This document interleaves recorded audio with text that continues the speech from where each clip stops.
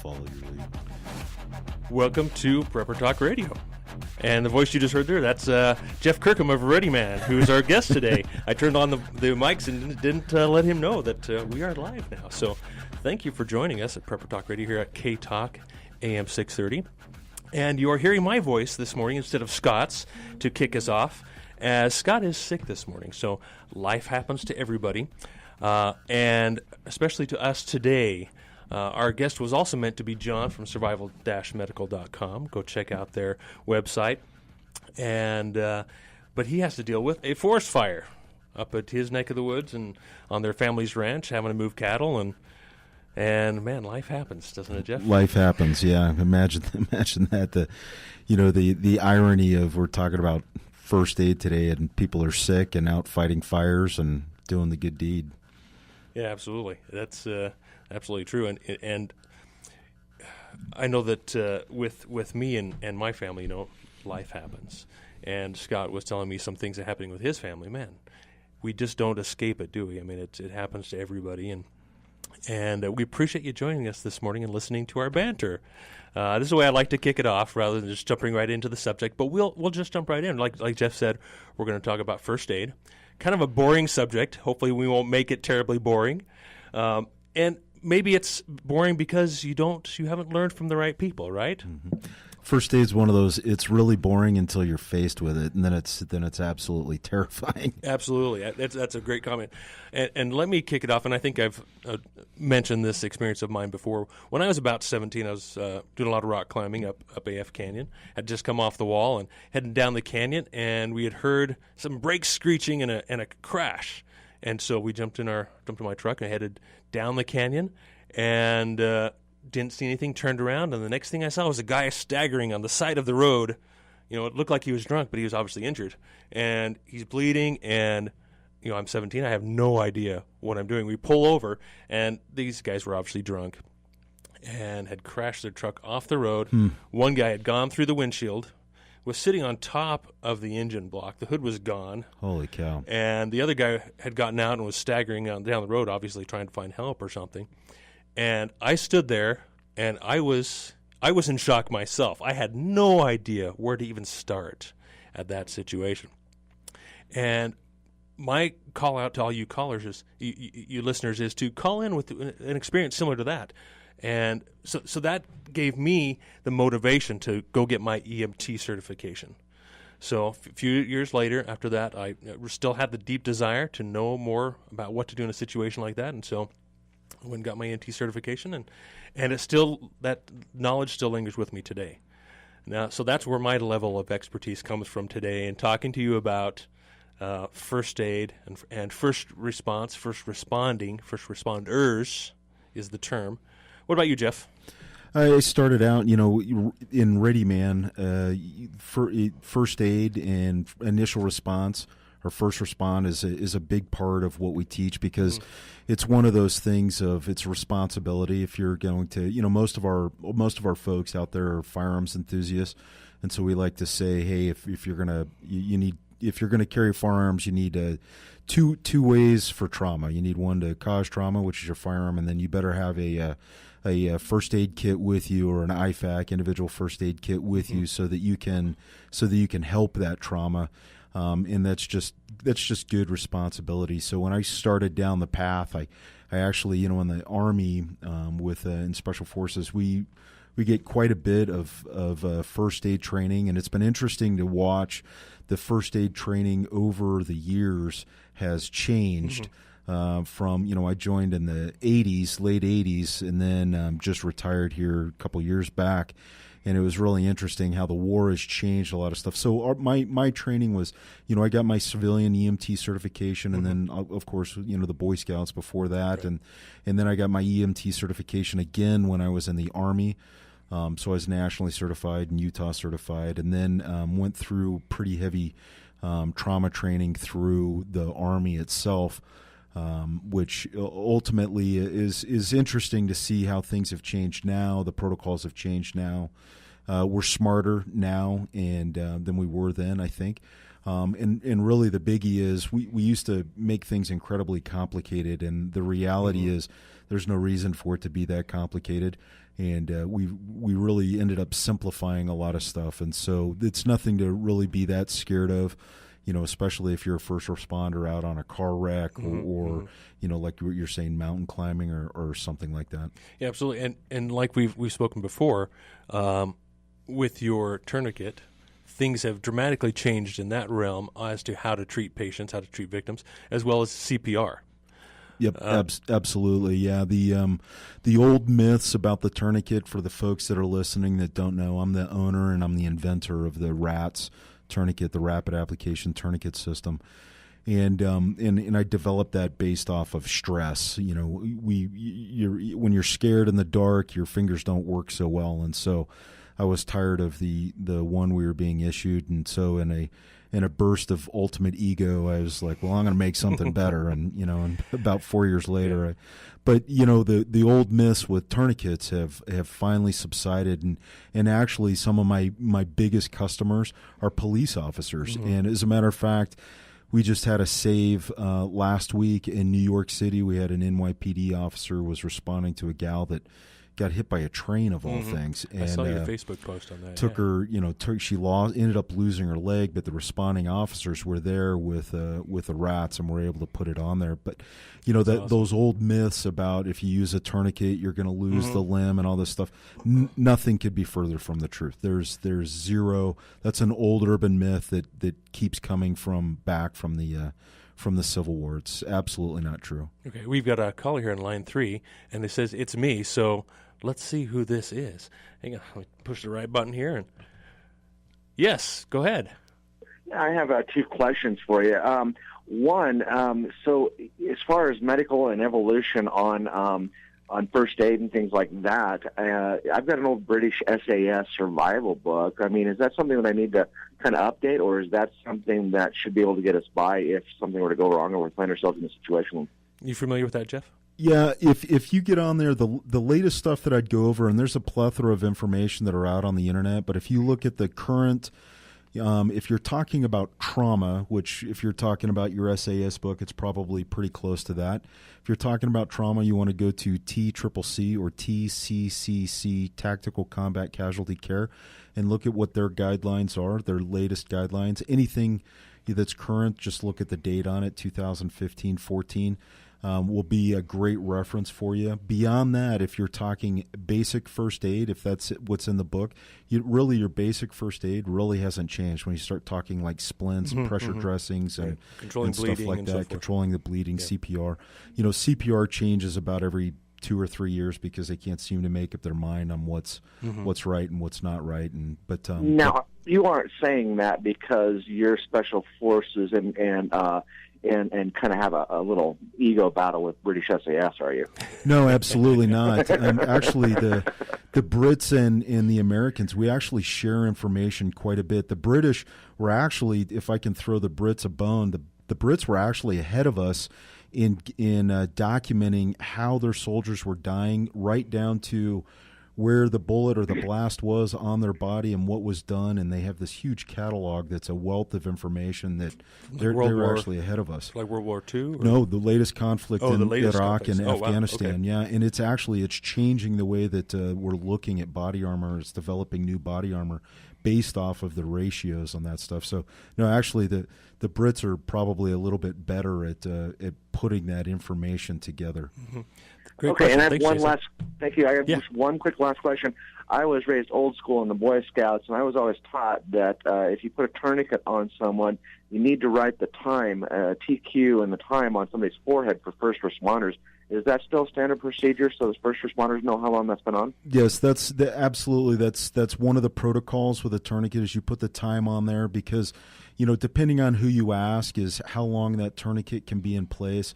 But that's ongoing, and you just let the miracle workers that are at the hospital, they can figure all that stuff out. But any information that you can give them when you're pushing them off to to another entity helps, because one of the things that time does, it tells them based off of how long that person has been in need. So if you put on that tourniquet and it's been because of massive hemorrhage and it's been an hour, immediately the first responders know, okay, it's been an hour, we need to check on A, B, C, D, E, F, G. So actually you're not just writing down the time of that tourniquet had been on, but if you were doing the heart rate or you're doing respirations and stuff, you would write that down as well, and then you would continue to document that. That's why in like any good first aid kit, you have a Sharpie marker, because you can write it right on the person themselves.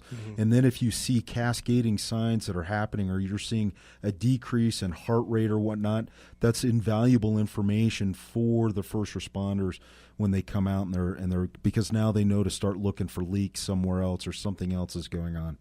Okay, I have one last question. All right, go for I'm going to hang up and let you answer when I'm off air. There was a controversy, and it just occurred to me as to whether or not you should put a tourniquet on for venomous snake bites or not. So if you can comment on that, that'd be great, and I'll listen to you off air. Thanks, Jason. Appreciate it. You know what? That's a great question. It's funny. I've been asked that twice in the last 2 weeks about venomous snake bites. And the answer is, I don't know what the current protocol is, but we'll find out for you, because that's one of those things that keeps going back and forth as well, where do you put on a constrictor band? Do you put on a tourniquet? Do you just let it go and elevate the limb, or don't elevate the limb?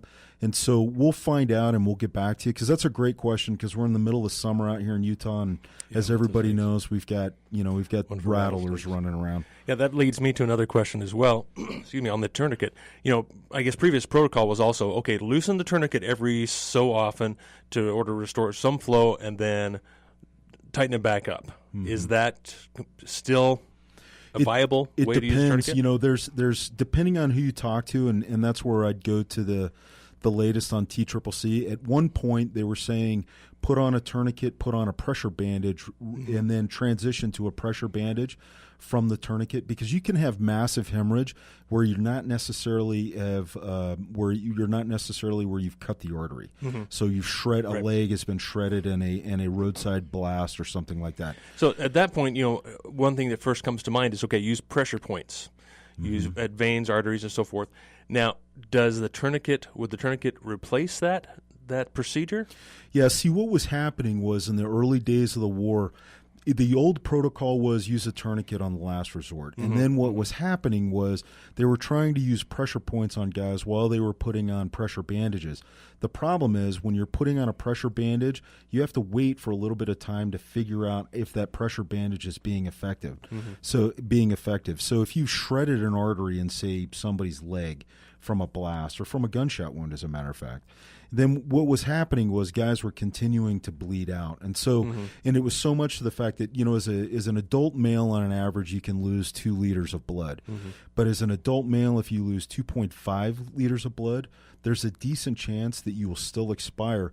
And it's later on. So there were soldiers that were making it all the way from the battlefield to Landstuhl, Germany. So they made it from the battlefield, they made it to the forward operating bases. And not bases, received any blood yet. And even if they had received some blood, and then they made it all the way to Germany, but were still expiring because the toxins, the metabolic process is still taking place in the body, and there wasn't enough volume to continue to remove those toxins in the body, and it was and the guys were going down into liver failure. So they were still expiring even after they'd made it to Germany. So that's when the protocol very quickly changed and it said immediately put on tourniquets. Yeah, and then the studies that came out after that was there were literally 0 instances of loss of limb associated with use of the tourniquet. Now, if a leg or arm had been mangled in a blast, different animal. That's the tourniquet is not causing that. It was the mechanism of injury. Right. All right, great conversation, and we will be right back after our messages from our sponsors. You're listening to Prepper Talk Radio. Thanks for joining us. And welcome back to Prepper Talk Radio. And also, we have a new website. It's ktalkmedia.com. K-Talk News and Weather page is, I guess, always accurate and current. And so it's a great source for our weather news and also the community calendar. Check out the community calendar page. And it's I want to remind you that this is your community. This is your calendar. You can upload nonprofit and free community events to the calendar. If you have any questions, give us a call here at the station. And thanks again for listening and coming back to Prepper Talk Radio, where we are talking about first aid. I've got Jeff Kirkham from Readyman with us. Thanks for having me. Yeah, thanks for coming and filling in for both Scott and John. Otherwise, I don't know what I'd do with myself. But why don't you take a quick minute here, Jeff, and tell us real quick about Readyman, what you guys do. Sure. On Readyman, the site is readyman.com. We're very active on Facebook. We do live feeds where we go over everything from police, EDC to, I think this week we're going over EMS, EDC to, cool. And it's live feed. We do gear reviews and stuff, and quite a few videos there. And then we have the private side that's for members only. So we're online instructional training content. So we go over everything that has to do with emergency preparedness. And then we also do live training locally here in Utah as well. And these are the guys who make the survival cards as well that you guys probably have seen at PrepperCon and of course on their websites and online as well. The lockpick card as well as the wilderness survival card and such. Yep, one of our courses that's super popular is the kidnap avoidance, hostage escape, and so escaping restraints and that's whatnot. what your one card is for. The like I say, call it the lockpick card, but it's the escape and evade, or not escape and evade, but escape restraint card. Yes. Correct. Yep. Okay, cool, very cool. So we're back talking about first aid, and Jeff brought in this really cool patch. Why don't you tell me about what this ratsmedical.com, this patch you've got here? So we just released this, as a matter of fact, and it's actually you can find it at the Readyman store, so readymanstore.com. And what I wanted to do is, everybody's big on these morale patches, so they've got the funny PVC patches that's got clown faces and cool commando stuff, and politically incorrect statements. Yeah, politically incorrect statements. So I was looking at that, and I got a couple buddies that like to put it up on the headliner of their vehicle, and because I'm constantly reminded I'm a very utilitarian type person from my business partner Evan, and so in the spirit of that, I thought, well, I'm going to do a morale patch where people can actually use it. And so what I put together was, I talked to police and actually quite a bit dispatchers that when you call 911, what is the paramount information that they want? And so what I did was I came up with a list of 9 things, and this is very similar to the 9-line medevac request that we use in the military. And then so it's 9 things, and it's entitled very simply 911 request. And it just goes down the thing. So if you're scared and you're calling this in and you're not quite sure, what this is set up to do is help kind of calm you down and know what to expect for the answers that they're going to ask you. Sometimes we don't hear very well when we're under stress, so it's a visual thing as well as if you're talking to the dispatcher. That's a great idea. And one thing I really want to talk about, and I've got a caller on hold here, and I'll get to you in just a second, but I want to talk about, when should you call 911? I mean, when's it appropriate, when to not really worry about it? But let's go ahead and take this caller. He has a question about walkie-talkies. Okay, go ahead, caller. Levi, you got a question for us? Yes, gentlemen. For the money, what kind of walkie-talkie should I get? That's a good question. What are you wanting to do with it? What's your purpose? Well, hopefully you never have to do anything with it. But okay, so you want them mainly for emergencies. Is kind of what you're. I guess emergencies and say on the road travel. Mm-hmm. Well, my first recommendation is get us a simple, inexpensive FRS radio, the kind you can get at Walmart or wherever. They're good for a couple of miles, and you can get more powerful ones up to 5 miles. So that would be my first recommendation. Otherwise, I would say go get your ham license. And I think if I can throw in here too, based off of what your pocketbook looks like, a great option is the Rhino that's by Garmin, because it's a GPS and it's a radio, and you can actually ping each other and send your coordinates. We actually ended up using those about a year or so ago. We were elk hunting, and we had brought the Rhinos so that we had comms, and it turned out we got hit by a freak snowstorm, and one of our members of the hunting party got separated, and we ended up using those quite a bit, and it it made a difference. So the Rhino is a great option. And then beyond that, these little small talkabout radios, Motorola's obviously, I mean, they're king of the mountain when it comes to when you're talking about radios, two-way radios. And Motorola's a great option. But these little walkabout radios, they're small enough. They're not pushing a lot of juice, so you may have to get some high ground. But they're small enough you'll actually carry them. So you're not going to. I mean, it's just not realistic to say that you're going to walk around with like a military-grade radio because they're big, heavy bricks. Who wants to carry that junk? But these little walkie-talkies or walkabouts, they're a great option as long as you can get a little bit of elevation to talk to somebody. And and there's 20 plus stations plus all the additional security levels on there, whatever you call them. Yep. And so you've got a lot of options for talking, and they're very inexpensive. There's also a brand called, if I'm going to say it correctly here, Baofeng. It's a Chinese brand. They're very inexpensive, and we have some for PrepperCon, and they're only like $30 a radio, and they're about 5 watts too, so they're pretty powerful radio. So in 5 watts, I mean, you're pushing enough juice as long as you can get a little bit of elevation. Here in Utah, we've got some terrain difficulties that come in, but definitely a good option. But, you can also do the tin can and string thing as well. that does work. It's a little bit short on its range, though. Yes, you have to have a lot of string there. But thanks. Did that answer your question for you? Oh. Could I get you to spell that, Rhino? Yeah, just R-I-N-O. R-H-I-N-O. Yeah, by Garmin. If you go to Garmin and you look at that, that's a two-way radio that you can project out your points and see where your buddies are if you're out hunting and stuff like that. Yeah, and most of these radios are line of sight, so they may not make it over a hill or a mountain or through a building. So just keep that in mind. How much are those? They're expensive, $200. Yeah, they're a couple $100. $250. But if you're a hunter or fisher or something, I mean, it saved our bacon on that elk hunt that we were on a couple years ago. So all of a sudden, a couple $100 is not too much. Yeah, and absolutely. Thank you very much for your call. Take care. All right, let's get back to this your patch here, this 911 request. So essentially, the things that 911 is probably going to ask you if you call 911 for an emergency. And it was really as interesting as when I was talking to a dispatcher, she had an interesting take on it. And, first and foremost, so I actually ended up rewriting this a couple of times because there's the information that I thought was important that I started with, and then I talked to some cops, and they went over this information they thought was important, and then I was like, well, who's taking this information? The dispatcher. So let's talk to a dispatcher and see what they say.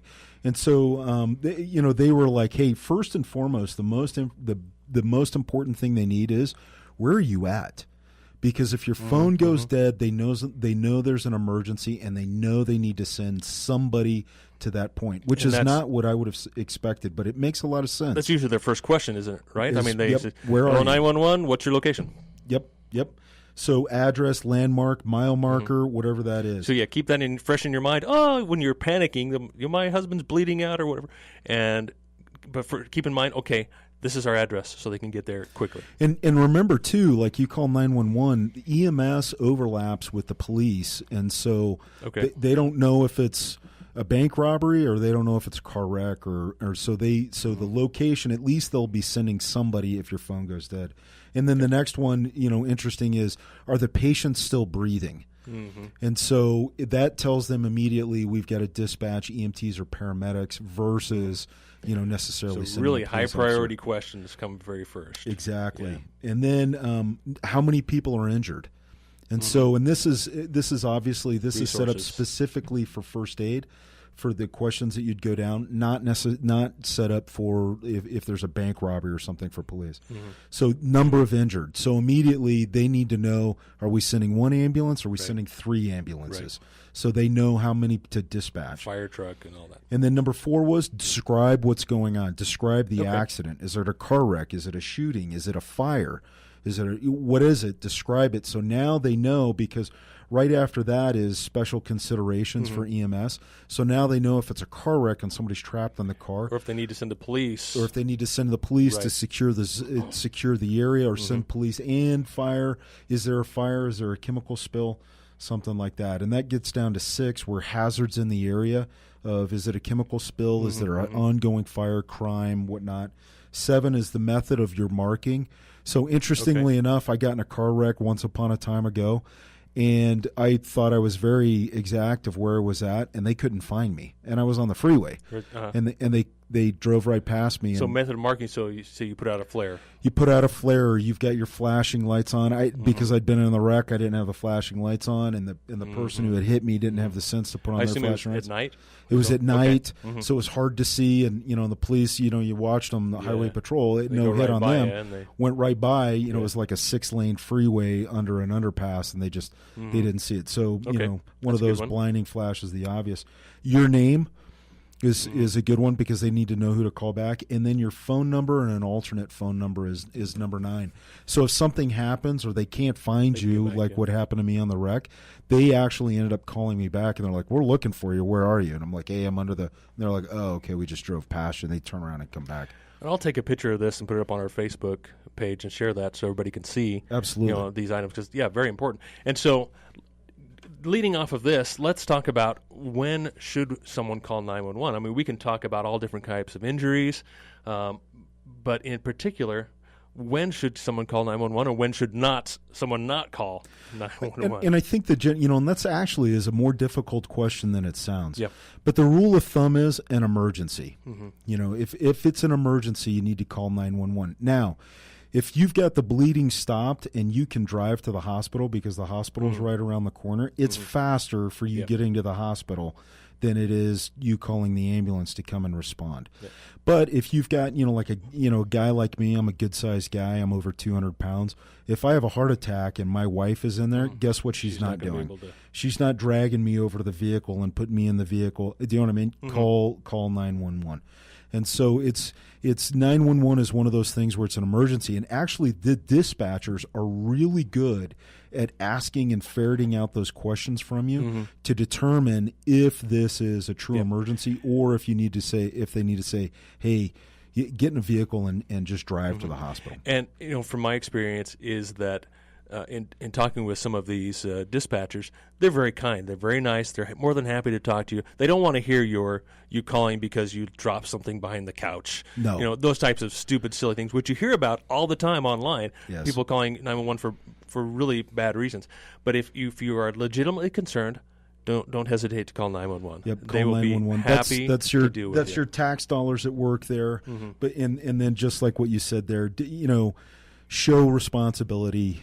Just because you can't go to the store or something's not a reason to call 911. I mean, don't abuse it, because it's one of those things that everybody owns it, because we're all paying into the kitty for that service so that we can all help take care of each other. And the firefighters and paramedics who will respond to your call, not only is that their job, that's what they love, that's their passion. And so they are more than happy to show up even for a false alarm to say, that you did the right thing. If you're concerned, don't feel bad about calling us because you were legitimately concerned. We're happy to help. That's been my and on the flip side too, we say don't call them for something that's ridiculous, but also if you're an older person and you've fallen down and you can't get up, I mean, boy, is there ever a time to call 911? I've got my uncle, my dad's cousin, so I guess that's an uncle once removed or something. He fell down. He's a former police officer. Unfortunately, he didn't have his phone on him, but he fell down outside his house and ended up passing away. He's an older gentleman. He ended up passing away because he was out exposed to the weather, all night, and so that was pneumonia and did him in. So obviously, you fall down and something like that. Boy, that's a great time to call those guys.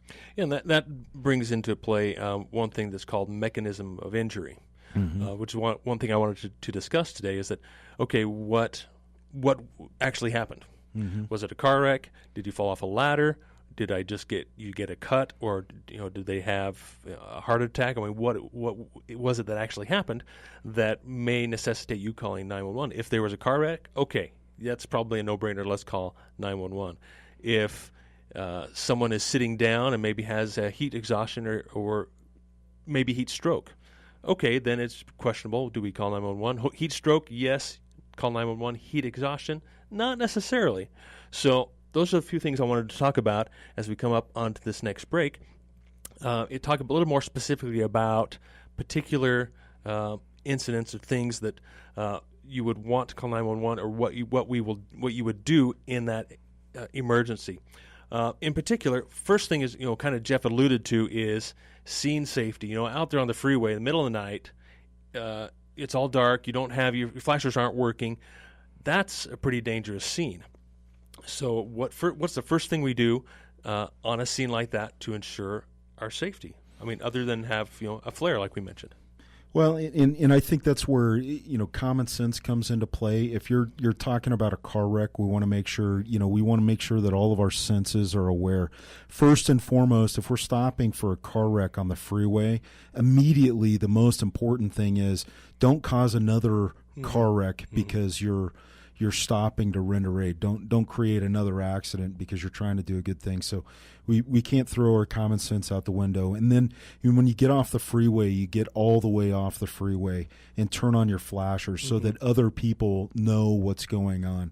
So again, take care of yourself. Don't add to the problem. You want to subtract from the problem. And here's another thing I wanted to mention is the same situation at night. If you see someone pulled over and someone has pulled over to help them, don't necessarily think, oh, I don't need to pull over and help, because you may have more resources, but also that additional light, those additional flashers are going to attract more attention and provide a little more level of safety for those people as absolutely, well. Absolutely. So the more that you're there, there may be a good citizen that pulled over, but he may not have a headlamp or a light or something like that for stuff that we should have in our EDC or everyday carry for our vehicles. Absolutely. And here comes our music, and we will see you after the break again. Prepper Talk Radio, thank you very much for joining us. All right, coming back from break, you're listening to Prepper Talk Radio here on K-Talk, AM 630. And we were briefly talking about scene safety. And my final comment I wanted to make on that is don't put yourself in danger just to try and help out. And that's really what this means by scene safety is, yes, we want to try and help, but if it risks our own lives, it's probably not worth that effort. So make sure your scene is safe, whether it's... And I think what you mean, just to clarify, is by risking our lives, we end up risking other people's lives. So like all of a sudden there's a car wreck and we slam on the brakes to help a car wreck on the other side of the freeway, and we end up causing a 5-car pile up on our side of the freeway. You haven't done any good. You've caused problems. You made it worse. So. Yeah, absolutely. All right, so let's transition to. We wanted to talk a little bit about shock, about trauma, about different recovery positions. When you come up on a scene, you have to do a little bit of triage. If there's more than one person who's injured. So first of all, let's talk a little bit about triage and how you determine. I mean, this obviously takes some practice, and that's where a medical professional comes in. How can we simply and basically triage individuals to say, okay, this person's more important at this particular moment than another? And position has changed quite a bit over the last 20 years. It used to be that they were in neutral C-spine alignment. They were laying on their back. You did the chin lift, right, jaw thrust position. And now that's changed. And let me caveat that with it's not changed if you're dealing with a cervical injury. That hasn't changed. Again, look at the mechanism of injury. You have to look at the mechanism of injury. So in the military, we started out, back in the day, everybody ended up like that, and we were ingrained in that. And actually, there's a video that I show in some of my classes where there's a medic working on a guy who stepped on a landmine in Afghanistan, and he's so caught up on this guy's got to lay on his back that he's literally kneeling on the guy's chest to keep him to lay on his back so that he can work on his leg, which, I mean, obviously that's not the preferred method. And so now what we're seeing with trauma, remember, C-spine is we've that's the exception of the rule. We're seeing now that we're actually letting the patient dictate to us. And typically what we're seeing and where we're moving people is on their side with their head on their arm, kind of like how probably a lot of you guys sleep out there. Because if the patient is in a relaxed position, then all of a sudden life has just gotten easier. It allows them to relax a little bit, talk to us, give us the information. A lot of information that you find out about an injury, the person is telling you where it hurts, what happened, and all of that stuff. If they're fighting you because they can't breathe based off of their positional alignment, or, in the old days we used to say if a gunshot wound to the chest, you would lay them on the gunshot side. Now, I don't know how many of you guys pressure on that to keep it from bleeding. Well, actually, it was so that the lung that was bleeding would pool on the bottom, and it wouldn't affect the good lung. With your two lungs. Well, I don't know about you, but if you've ever had a broken rib, guess which side you're not laying on? Yeah. You're not laying on that side. Now, there are the standard protocol, I guess you would call them, for the shock position, recovery position, that I think everybody needs to know. And like you're saying, you don't necessarily force someone to take that position, but if you're guiding them and as a first responder, providing that aid and that level of comfort, when you step in and you have some knowledge and you're acting calmly and you're speaking calmly and asking questions and helping that individual, it's going to provide some comfort to them in their injured state. Yeah, the Trendelenburg position is the one that you're talking about, or the T-Berg position, or the shock position, where the feet are slightly elevated over the heart. Laying on their back. You would lay someone on their back. Laying on their back. You could do this in the rescue position, too, if the person's on their side, because gravity still works that way. It's no problem.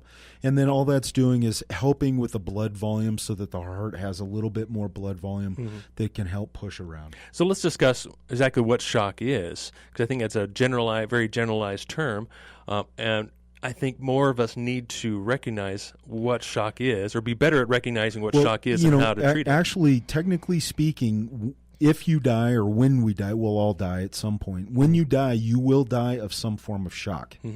So whether that's septic shock, or that's hypovolemic shock, wherever, hypovolemic shock is just a fancy way of saying you bled to death. Septic shock means you got poisoned, your appendicitis, and you died of sepsis.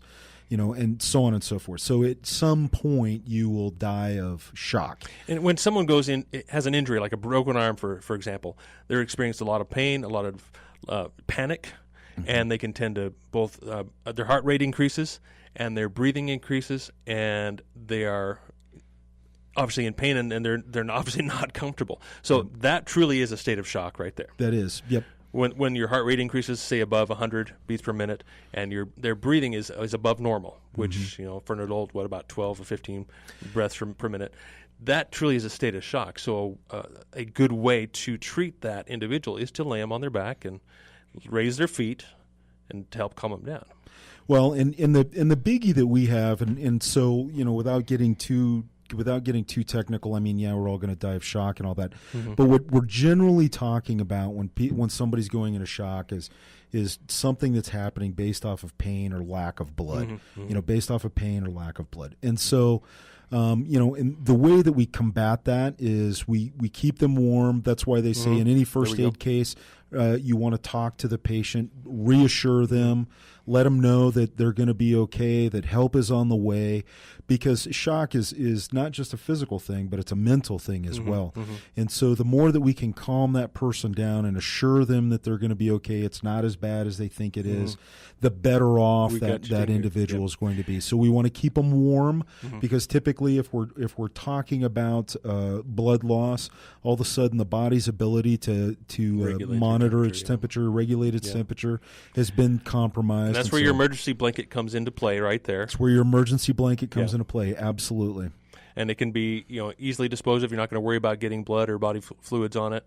And it does provide a level of comfort to have someone wrapped in a blanket of sorts. But like you're saying, absolutely. You wouldn't think even in a warmer climate like in the summer, well, they don't need a blanket. It's warm out here. I feel warm, so they must be warm. But that's not necessarily the case. And we found that was happening actually in Afghanistan, where guys were getting injured, guys and gals were getting injured due to blood loss, that all of a sudden it was like, hey, hypothermia is a very real thing. And you're talking Afghanistan in the summer, where it's 120 degrees down in southern Afghanistan. and guys were still going into hypothermia, and so that's one of the main treatments. That it's after you've plugged all the holes, you've stopped all the bleeders, you've gotten them comfortable, you've got whatever meds on board that you have to. You cover them up and get them ready for transport because you don't want them to go into hypothermia. Now, there's also the recovery position, which is on your side. Now, typically, when I think of this position, it's if someone has been, say, vomiting, or something like that, and they've hit their head, and so they're maybe we don't want them to swallow their vomit, so you don't want them on their back, so you can put them on their side. Yes. Yep. But there's also other reasons to use that position. Those are the two positions, on your back, obviously, when we're talking about cervical, cervical spine issues, and then on the side, because generally speaking, if you lay on your back on the floor, it's not a very comfortable position. And in some cases, for some people, it's difficult to breathe. It's a little bit difficult to breathe. And so laying people on their side, I mean, you think about, again, I draw the example, most of you guys at home probably sleep on your side on the bed because it's just a natural position it's easy and it's comfortable to lay that way. So during a respiratory event, whether it's asthma or COPD or something like that, you wouldn't want to put someone on their back or on their side. And that's where you were saying let them dictate what is comfortable for them with how they can breathe, where they have less pain. Obviously, you don't want them to faint and fall and hit the ground because they're going to cause more injury. Just watch them and put them in that position. They'll be able to tell you anybody, just about anybody that's had a wicked case of asthma. They'll know the little tricks of the trade of where they need to be and what positions tends to help them so that they can breathe the most. And your first aid may be simply running over and getting their inhaler for them that they forgot and getting them back. Or that's a great instance of, hey, all of a sudden I know that this person has a horrible case of asthma and the inhaler's nowhere to be found. Boom, 911 is absolutely is an option. Exactly. And like you say, they'll know how to treat their asthma, most likely, and at what point they feel they need to call 911 or they can manage it themselves. Yep, absolutely. Have great points. All right, so talking a little bit more, I guess, about mechanism of injury, we're talking about your, like you're saying, the C-spine, whether your neck's been injured, your back's been injured, in what position to put them. And same with kind of breaking, if you have a broken bone or such. That's not necessarily a situation when you would move someone or move that limb, or you would kind of splint it in place. And we can talk more about that as we're coming toward the end of the show here. But that's something that's very technical that I tend to stay away from. You do need to be aware of the mechanism of injury. If it's a car wreck, most likely they're going to have a compromised spine. They can, and it's really sobering. There's some great videos that are out on the internet where it shows people in car wrecks without their seatbelts on, and what happens. There's one that's gone viral right now. There's a guy that gets out of his handcuffs in the back of a police car, and the police car, he's being a jerk, and he's trying to light the seat on fire in front of him. Police car ends up getting in a wreck, and this guy goes out the back window during the wreck. It's like 1 second he's there and the next second he's gone, like Houdini. So now all of a sudden when you start talking about mechanism of injury, boy, think about the possible injuries that guy sustained. But a vehicle that's moving fast enough, I think the vehicle ended up rolling the police car. And all of a sudden he's bounced out the back window, and away he goes. And you watch some of these other videos where people get into wrecks. You don't just go forward. You end up doing like the pachinko machine inside of the vehicle there for a little bit. So now, and most of us don't carry around seat collars, cervical collars to put around someone's neck, nor really know how to use those properly. So the best, in my opinion, best way to treat that is just to support their head, to support their neck with your hands until the professionals get there. Yeah, and you can ask people if they're like, man, my neck really hurts. Okay, that's what we call the blinding flash of the obvious of, hey, maybe something's going on here with the C-spine. Don't want to manipulate that thing around too much. If you got broken bone that's in there, it only takes one of those little pieces, a little movement that can cut some nerves and as well, don't let the individual move their neck around.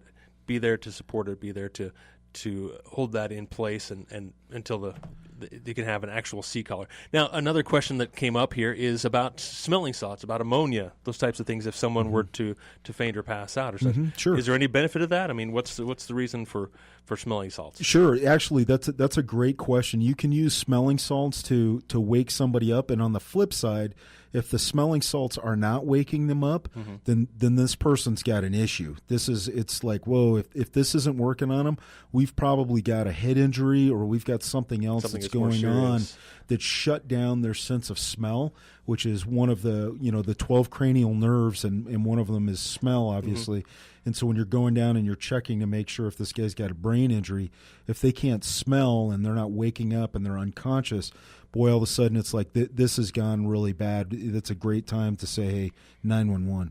How about if someone's in shock? It won't necessarily pull them out of shock, but will it? If you're eliciting again a response, I guess, from that in their shock, if they're having some kind of reaction to it, that they are not necessarily have a more serious injury. Is that kind of also? Yeah, absolutely. It's one of those. It can be an indicator, and that's when the EMS arrives. You can say, hey, I tried smelling salts on this guy and it's not working.